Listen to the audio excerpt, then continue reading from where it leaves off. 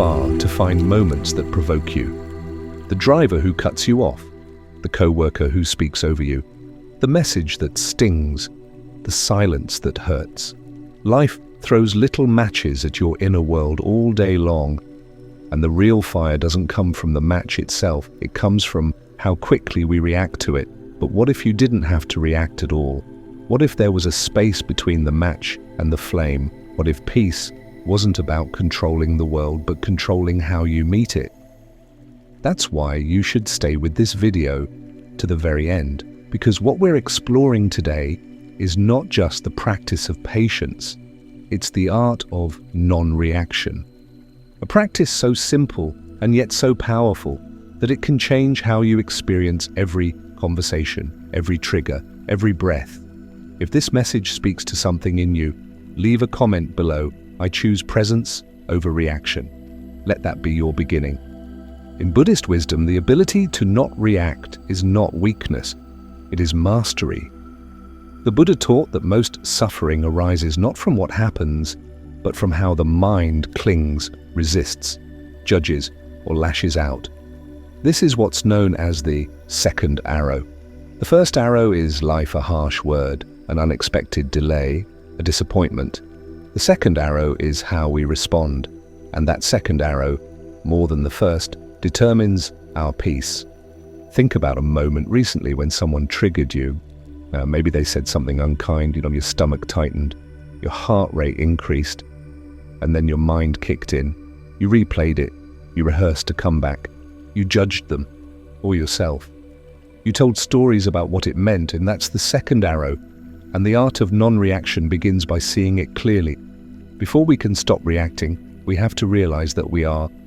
That's where mindfulness comes in. Thich Nhat Hanh described mindfulness as the miracle that allows us to be present with ourselves and others. When you are mindful, you notice the sensations in your body before they hijack you. You notice the rise of anger before it turns to speech.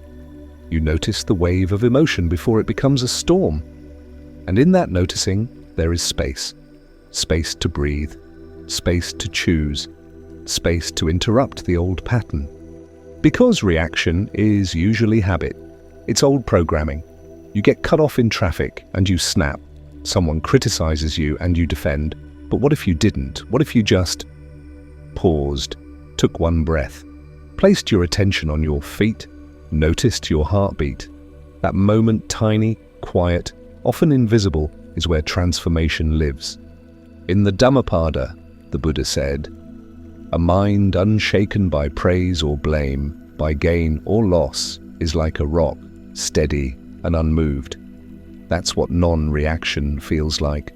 Not coldness, not passivity, but unshakable presence. You are no longer tossed around by every wave. You have become the ocean floor. So how do we begin to train this capacity? We begin where we are. We begin with the breath. The next time something irritates you, do nothing. Just breathe. Feel the heat rise, but don't act. Don't speak. Let the wave crest. Let it move through. You may feel like you're going to explode, but you won't. The emotion will pass, because emotions are like weather. They arise, peak, and dissolve. The problem is not the emotion, it's the reaction we add on top of it. Non-reaction is not the same as suppression. Suppression pushes things down, pretends they aren't there. But Buddhism invites us to look directly, to say, I see you anger, I see you fear, I see you judgment. This is the practice of noting, just labeling what arises, not to fix it, not to indulge it, but to observe it like a bird watcher observes a rare bird, with calm, with interest, without chasing. And over time, something begins to shift. You become less entangled, less triggered. The same words that used to set you off now float past like leaves on a stream. You begin to realize that most of what people say has nothing to do with you. Their anger is theirs. Their silence is theirs. Their projection is theirs. And when you stop reacting, you stop absorbing. You stop taking on the emotional baggage of others. That doesn't mean you become indifferent. It means you become wise. You act when needed, but not from impulse, from clarity. There is a Zen story of a monk who is insulted by a traveler. The traveler yells at him, mocks his robe, calls him a fraud. The monk listens, then replies, "If someone offers you a gift and you do not accept it, to whom does the gift belong?" The traveler is stunned. The insult, unclaimed, returns to its source. That is non-reaction. The art of letting others own their energy while you remain rooted in yours. But what about injustice? What about harm? Non-reaction does not mean non-action. It means acting from wisdom, not from reactivity. When someone crosses a boundary, then you don't stay silent, but you speak from groundedness, not from fury. When the world needs change, you show up, but not in panic. In presence, your power is clearer when it's not clouded by rage. Your truth is louder when it's not shouted. This is why the Buddha emphasized the Eightfold Path, not just meditation, but right speech, right action, right intention. Each one pointing to the same truth. Your inner clarity shapes your outer world. When you learn to pause, to feel, to watch the mind without becoming the mind, you become free. Not free from feeling, but free from being ruled by it. Ajahn Sumedho said that suffering is the push of wanting things to be different. The mind reacts because it resists. This shouldn't be happening. They shouldn't say that. I shouldn't feel this way. But life is not here to obey us. Life is here to reflect us. A non-reaction is how we learn to meet life as it is, not as we wish it to be. So the next time you're triggered, do this. Notice the sensation. Say to yourself, this is reactivity. Not wrong, not bad, just energy. Then breathe. If you can, smile, not because you enjoy it, but because the smile softens the body. Then ask, what needs attention here? Is it the situation or the wound it touched in me? Is this about now or about something I've carried for years? Because often our reactions aren't to this moment. They are to all the moments like it that came before. A tone that reminds you of your father, a silence that echoes an old betrayal, a look that activates shame. But the art of non-reaction teaches us to bring healing here, to say, that was then, this is now. I don't have to bring that pain into this present. Non-reaction is not passive, it is power reclaimed. It says, I no longer give you the authority to decide my peace. I no longer give my triggers the steering wheel. I choose how I move. I choose when to speak. I choose what to carry. And you won't always succeed. That's okay. The practice is not perfection. The practice is returning. You'll snap sometimes. You'll regret it. But every time you pause instead, every time you breathe instead of bite, every time you see your reaction instead of becoming it, you are rewiring the mind. You are strengthening the muscle of awareness. You are turning reactivity into response. And that is the beginning of liberation. So start small. Let today be your teacher. When the phone rings too long, when the line is too slow, when someone interrupts, pause, just notice. That is the doorway. You don't have to go further yet. Just notice the spark before the flame. And over time, the spark loses its power. The match never lights. The fire stays inside the hearth, warming instead of burning.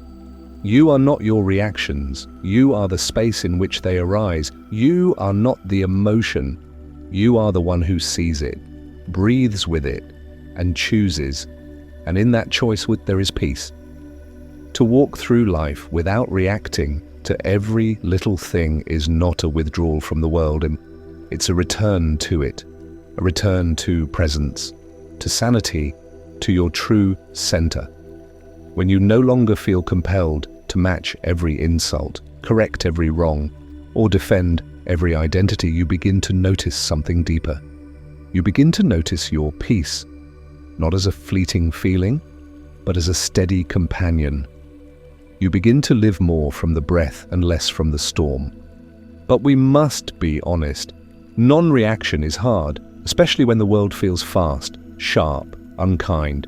You wake up and your inbox is already demanding. You open social media and someone's words cut deep. You go to work or school and carry decades of invisible armor. The old patterns want to respond. Your body tightens. Your mouth prepares a defense. Your heart aches for control. And in that moment, the old self wants to strike. But you've seen something different now. You know that your reactivity is not strength. It's just old pain reaching for a familiar weapon. You know that silence doesn't mean weakness, that a pause doesn't mean indifference. It means mastery. It means you are choosing your next step instead of being dragged by your past. Let's take a closer look at how non-reaction works in real moments. Imagine you receive a passive-aggressive comment. It stings. The old reaction is to respond right away, to defend, to clarify, to win. But this time, you don't. You feel the sting, you pause, you breathe, you say silently, "This is pain. I will not pass it on." And in that moment, you break the cycle. You become the boundary. The emotion rises, but it does not rule. Or perhaps someone close to you says something careless, a friend, partner. You feel misunderstood, maybe even unloved. The reaction is to shut down or lash out, but non-reaction invites you into curiosity instead of assumption. You breathe. You notice the hurt. You don't suppress it, but you don't weaponize it either. You give yourself space. And when you do speak, it's from clarity. That comment touched something raw in me. I want to understand, not accuse. In that kind of response opens hearts instead of closing doors. The Buddha spoke of 4 types of speech to avoid false speech: divisive speech, harsh speech, and idle chatter. Non-reaction protects you from all 4. It allows your words to arise not from defense, but from discernment, not from woundedness, but from wisdom. Now think about internal triggers, the ones no one else sees. You make a small mistake or you forget something, and your mind reacts with a flood of judgment. You're so careless. You never get it right. That inner critic rises fast, but again, you pause. You place your hand on your heart. You say, "This is shame. This is fear. It is not the truth of who I am." That's non-reaction. 2, not feeding the old story, not bowing to the inner bully, but sitting beside it with kindness and saying, "You don't get to drive today." And slowly, this practice starts to change your nervous system. The gaps between trigger and response grow wider. The breath comes sooner. The awareness gets stronger. You start to notice the early signs: tight shoulders, fast speech, clenched fists, and you step back. You choose stillness. Not because you don't care, but because you do. Because you care about your inner peace more than winning the moment. Non-reaction also teaches you how to listen differently. When someone speaks in anger, you hear the pain underneath it. When someone blames you, you see their own struggle to hold their emotions. And while you still protect your boundaries, you stop taking everything personally. You begin to meet the world with soft eyes. You speak less, but say more. You move slower, but with more purpose. You lose fewer battles because you stop creating so many. There's a story from the Buddha's life. One day, a man approached him and insulted him repeatedly. The Buddha listened without anger. When the man finished, the Buddha asked, "If someone offers you a gift and you do not accept it, to whom does the gift belong?" The man was speechless. That story is not about superiority, it's about sovereignty. The Buddha did not absorb what was not his. You don't have to either. But remember, non-reaction is not just for strangers or critics. It's most powerful in your closest relationships, your family, your partner, your children. These are the places where the old wounds run deepest. The habits are most ingrained. But they are also the places where non-reaction brings the greatest healing. When you stop reacting, you stop repeating, you create space for something new to emerge. A softer way of being together, a slower way of loving, a clearer way of understanding, And what about when you fail? When you react before you remember? When the words leave your mouth before the breath enters your body, you forgive. That, too, is non-reaction. You don't punish yourself. You notice. You learn. You breathe again. You try again. Non-reaction is not about never slipping. It's about never giving up on your practice. Each moment is a new chance to return. So what does this look like practically? It means starting your day in silence, even for 5 minutes. Sitting with your breath before the world rushes in. Letting your nervous system taste stillness before it's asked to carry the weight of the day.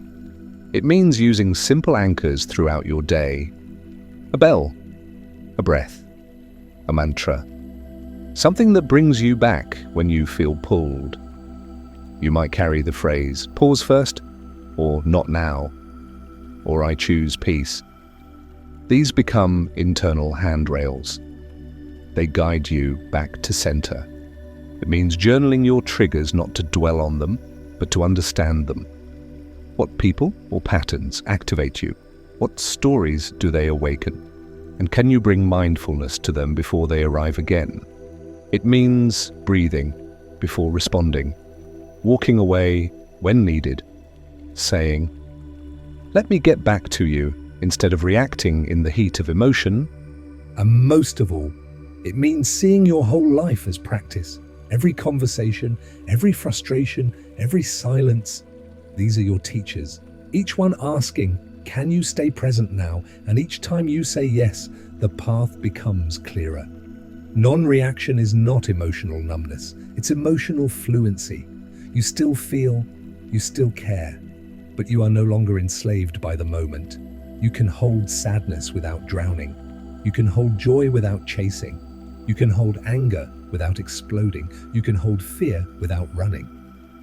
This is what it means to be truly free. Not free from life. Free in life. Not protected from pain, but protected from being ruled by it. The Dalai Lama once said, "Do not let the behavior of others destroy your inner peace." But he also said, "Our enemies are our greatest teachers." This is not contradiction. It is the paradox of non-reaction. You protect your peace not by hiding from the world, but by meeting it differently, by bringing so much presence to each moment that nothing can steal it from you. So when the next moment comes, and it will, and you feel the wave rise, pause, notice, breathe. Say to yourself, this is energy. I can choose how to move with it. And then choose presence. Choose stillness. Choose the part of you that does not need to win, or prove, or please. Choose the mountain, not the wind. Choose the flame inside the lantern, not the firestorm. Choose the space between the match and the flame. Because that space, that small, sacred pause is where your peace lives. And the more you choose it, the more it becomes who you are.